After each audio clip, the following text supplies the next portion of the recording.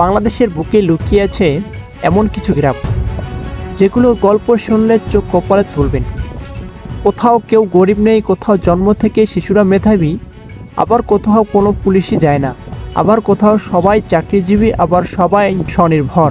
কি বিশ্বাস হচ্ছে না? তাহলে চলুন ঘুরে আসি বাংলাদেশের এমন অদ্ভুত 5টি গ্রামের খোঁজে।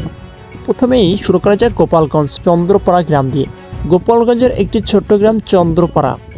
এখানে এমন কোনো পরিবার নেই যে কেউ চাকরি করে না। এটা শুধু গ্রাম না, যেন একটি চাকরিজীবীদের কারখানা। গ্রামের 90% যুবক সরকারি পদে কর্মরত। দ্বিতীয়ত চাঁপাইনবাবগঞ্জের বিদ্যুৎবিহীন গ্রাম। বর্তমানে যখন সব জায়গায় বিদ্যুৎ পৌঁছেছে, তখন এই গ্রামের মানুষ আজও হারিকেন জ্বালায়। চাঁপাইনবাবগঞ্জের এই গ্রাম বিদ্যুৎবিহীন থাকলেও এখানে রয়েছে অন্ধকার নিয়ে অদ্ভুত সব কাহিনী। আশ্চর্য বিষয় হলো, গ্রামের লোকজন এতে অভ্যস্ত এবং অনেকে নিজের ইচ্ছায় বিদ্যুৎ নেয়নি, এবং এখনও এই গ্রামে 90 শতকের জীবনের স্বাদ পাওয়া যায়। 3 নম্বর গ্রামটি হচ্ছে কুড়িগ্রামের পুলিশবিহীন গ্রাম। এই গ্রামের নাম শুনলে মনে হবে কোনো সিনেমা। কুড়িগ্রামের এই গ্রামে বিগত 50 বছরে কোনো অপরাধ হয়নি, সেই কারণে এখনও পুলিশ যায় না। থানার কাগজে গ্রামের খুব একটা নামও দেখা যায় না। এখানকার লোকজন যে কোনো সমস্যা নিজেরাই মিলেমিশে সমাধান করে ফেলে, এবং গ্রাম্য সালিশের মাধ্যমে। 4 নম্বর নেত্রকোনা স্বনির্ভর গ্রাম। এই গ্রামের কেউ অন্য কোনো মানুষের মুখাপেক্ষী নয়।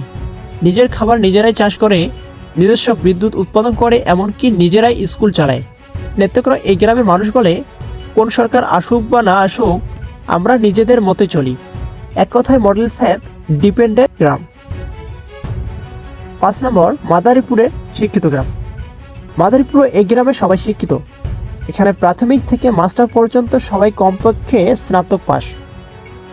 বাচ্চা 3 বছর বয়সে স্কুলে যায়। এই গ্রামের মূল মন্ত্র শিক্ষাই শক্তি। এটা যেন শিক্ষার এক অঘোষিত রাজ্য। আমাদের দেশে আনাচে কানাচে কত বিস্ময় ছড়িয়ে আছে, তাই না? এই গ্রামের মানুষগুলো প্রমাণ করে ব্যতিক্রম মানে উন্নতি।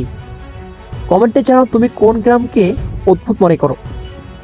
আর এমন ভিডিও পেতে লাইক শেয়ার করে আইডিয়াল জেএস টিভি চ্যানেলটি এবং ফলো করো জুনাইদ হাবিব পেজটি। দেখা হবে পরবর্তী কোনো ভিডিওতে ইনশাআল্লাহ। আল্লাহ হাফেজ।